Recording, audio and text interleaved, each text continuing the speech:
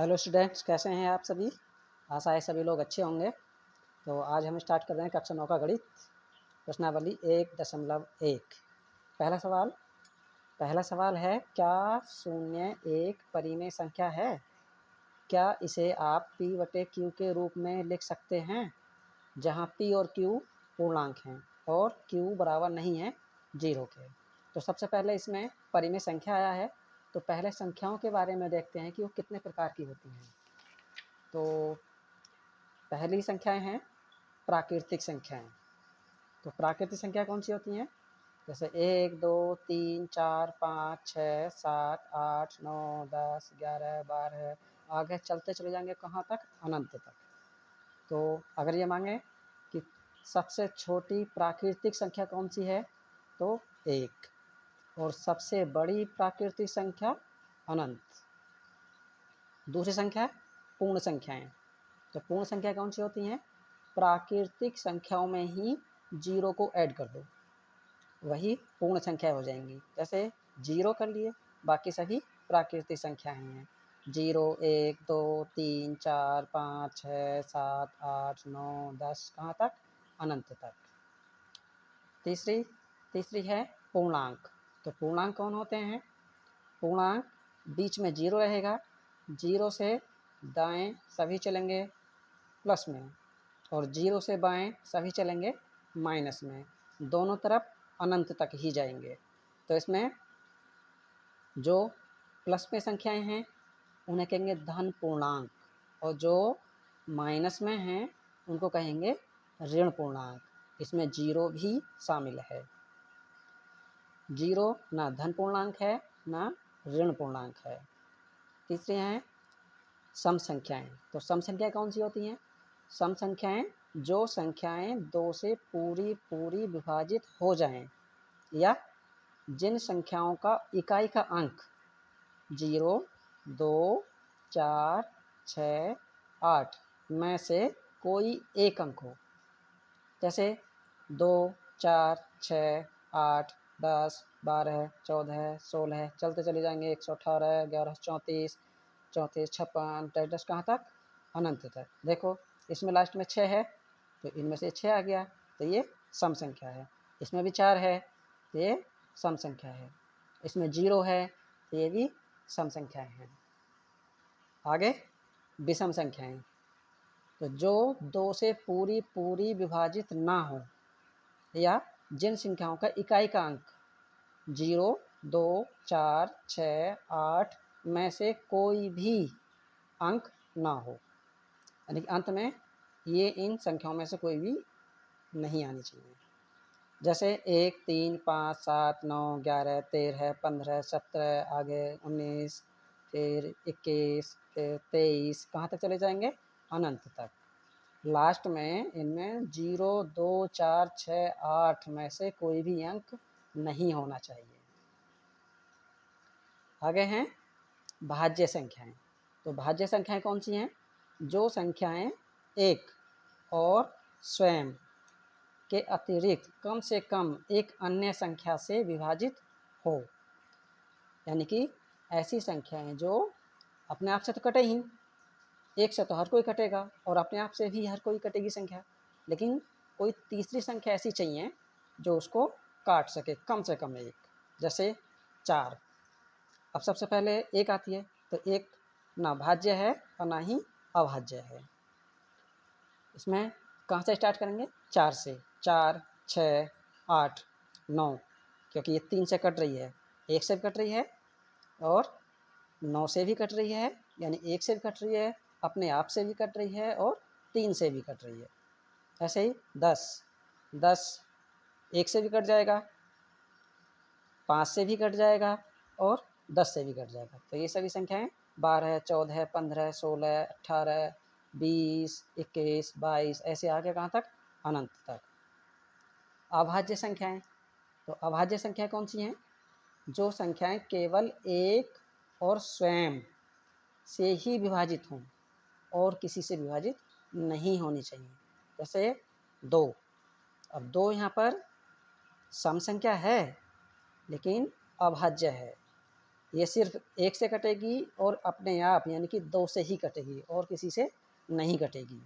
3, 5, 7, 11, 13, 17, 19, 23, 29, 31, 37 कहाँ तक जाएंगे? अनंत तक। आगे परिमेय संख्याएं, तो जो P/Q के रूप में हों लेकिन Q का मान 0 के बराबर नहीं होना चाहिए, यानी कि जो संख्या P/Q के रूप में तो हों लेकिन नीचे 0 नहीं आना चाहिए। तो जैसे इसमें परिमेय संख्याओं में 0, 1, 2, 3, 5/8, 11/13, 2.5, √4, क्योंकि इसका हम 2 निकाल सकते हैं तो परिमेय से हो जाएगा। √9, 9 का 3 निकाल सकते हैं, वो भी परिमेय संख्या हो जाएगा। यहाँ पर 0 परिमेय संख्या है, क्यों? क्योंकि इसे P/Q के रूप में लाएंगे तो ऊपर 0 है, हम नीचे 1 लगा सकते हैं, किसी भी संख्या के नीचे 1 लगा सकते हैं। अब ऊपर P हो गया, नीचे Q हो गया। इसकी शर्त थी कि Q का मान 0 के बराबर नहीं होना चाहिए, तो नीचे 0 नहीं होना चाहिए, ऊपर 0 है। अपरिमेय संख्याएं जिन्हें P/Q के रूप में नहीं लिखा जा सके या जो रूट से बाहर ना आ सके, वो क्या कहलाएंगी? अपरिमेय संख्याएं। जैसे √2, √3, √5, पाई, और कहाँ तक जाएंगे अभी? अनंत तक। ये इतनी हो गई। आगे हैं वास्तविक संख्याएं। तो वास्तविक संख्याएं कौन सी होती हैं? वास्तविक संख्याओं में प्राकृतिक, पूर्ण, सम, विषम, परिमेय, अपरिमेय सभी प्रकार की संख्याएं शामिल हैं। जैसे 1, 2, 3, 5/8, 9/11, √9, √2, √6 और कहाँ तक जाएंगे? अनंत तक। आगे है अवास्तविक संख्याएं। वास्तविक संख्याओं को छोड़कर सभी अवास्तविक संख्याएं हैं। जैसे माइनस के √2, माइनस के √3, माइनस के √5 कहाँ तक जाएंगे? अभी अनंत तक। धन्यवाद। अब देख लेते हैं सवाल। तो सवाल था पहला, क्या 0 एक परिमेय संख्या है? क्या इसे आप P/Q के रूप में लिख सकते हैं जहां P और Q पूर्णांक हैं और Q का मान 0 के बराबर नहीं है? तो अभी देखे थे कि परिमेय संख्याओं में 0 शामिल है। क्यों? क्योंकि इसके बटे में हम 1 लिख सकते हैं। इसमें 0 शामिल है और 0 के बटे 1 लिख सकते हैं। तो यहाँ पे लिखेंगे हाँ 0 एक परिमेय संख्या है। 0 एक परिमेय संख्या है। क्यों? क्योंकि 0 को लिखेंगे और इसके बटे हम 1 भी लिख सकते हैं, इसके बटे हम 2 भी लिख सकते हैं, इसके बटे हम 3 भी लिख सकते हैं, कुछ भी लिख सकते हैं इसमें। तो ये परिमेय संख्या है। आगे है सवाल नंबर 2। 3 और 4 के बीच में 6 परिमेय संख्याएं ज्ञात कीजिए। अब इसमें क्या करेंगे? कितनी मांगी हैं? 6 परिमेय संख्याएं। तो जितनी परिमेय संख्याएं मांगे उसमें 1 जोड़ो। तो परिमेय संख्या मांगी है इसने 6, परिमेय संख्या कितनी मांगी है? 6, तो इसमें 1 जोड़ दो, कितनी हो गई? 7। अब इसको, ये 3 है और ये 4 है, तो इसको 7 से ऊपर और नीचे दोनों तरफ गुणा कराइए। तो इसको 7 से ऊपर भी गुणा कराएंगे और नीचे भी। ऐसे ही 4 को भी कराएंगे। 4 को भी 7 से ऊपर और 7 से ही नीचे। तो ऊपर कितना हो जाएगा? ऊपर हो जाएगा 3 सत्ते 21 बटे 7 और ऊपर हो जाएगा 4 सत्ते 28 बटे 7। अब देखो 21 आगे क्या आएगा? 22, तो 22 बटे 7, 22 से आगे 23, 23 बटे 7, 23 से आगे 24, 24 बटे 7, 24 से आगे 25, 25/7, फिर 26, 26/7 कितनी हो गई? 1 2 3 4 5, आगे 27, 27/7 हो गई 6। 1 2 3 4 5 6, 6 परिमेय संख्या आ गई। अगर वो मांगे 7 तो 8 से ऊपर नीचे गुणा कराओ इसी में, अगर मांगे 9 तो 10 से ऊपर नीचे गुणा कराओ। ऐसे ही सभी परिमेय संख्याएं बीच में आ जाएंगी। आगे सवाल तीसरा है 3/5 और 4/5 के बीच 5 परिमेय संख्या ज्ञात कीजिए। कितनी मांगी है? 5। इसमें परिमेय संख्याएं मांगी हैं, परिमेय संख्या मांगी है 5। 5 में कितना जोड़ेंगे? 1, कितनी हो गई? 6। अब इसको 6 से ऊपर नीचे गुणा करानी है। 3/5 और 4/5, इसको गुणा कराओ 6 से, 6 से ऊपर 6 से ही नीचे, 6 से ही इसमें भी ऊपर और इसमें भी नीचे भी। तो ऊपर कितना हो गया? ऊपर हो जाएगा 3 छंग 18 और नीचे हो जाएगा 5 छंग 30 और ऊपर हो जाएगा 6 चौक 24 और नीचे हो जाएगा 6 पंजे 30।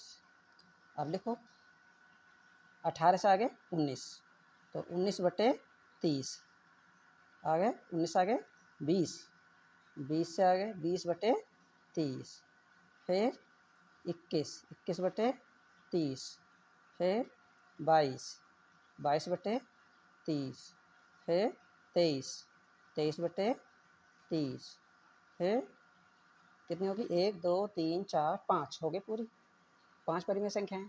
अगर 6 मांगता तो 7 से ऊपर नीचे गुणा करते, जैसे ऊपर कराई थे ऐसे ही। अब सत्य और असत्य बताना है। प्रत्येक प्राकृत संख्या एक पूर्ण संख्या होती है, ये बताना है कि प्रत्येक प्राकृत संख्या, प्राकृत मतलब प्राकृतिक संख्या एक पूर्ण संख्या होती है।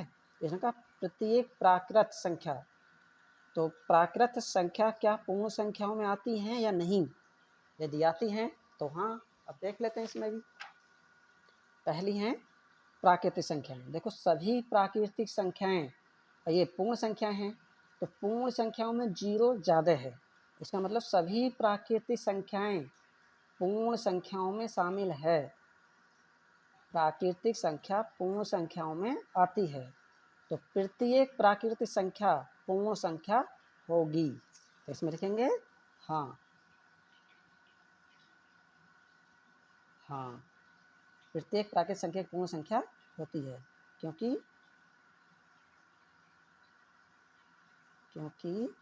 सभी प्राकृतिक संख्याएं, सभी प्राकृत संख्याएं पूर्ण संख्याओं में शामिल हैं। पूर्ण संख्याओं में शामिल हैं। आगे सवाल है प्रत्येक पूर्णांक एक पूर्ण संख्या होती है। तो प्रत्येक पूर्णांक एक पूर्ण संख्या होती है। अब ये भी देखते हैं इसमें। तो प्रत्येक पूर्णांक कहा है इसने, तो ये है पूर्णांक। और सवाल है प्रत्येक पूर्णांक, तो ये पूर्णांक है प्रत्येक पूर्णांक और ये है पूर्ण संख्याएं। तो क्या प्रत्येक पूर्णांक में माइनस की संख्याएं भी शामिल हैं, 0 भी शामिल है और प्लस की संख्याएं भी शामिल हैं? तो क्या पूर्णांक पूर्ण संख्याओं में शामिल हैं? तो इसमें प्लस वाले तो सभी शामिल हैं, लेकिन माइनस वाली संख्याएं शामिल नहीं हैं, तो ये असत्य है। तो इसमें लिखेंगे नहीं, लिखेंगे नहीं। क्यों?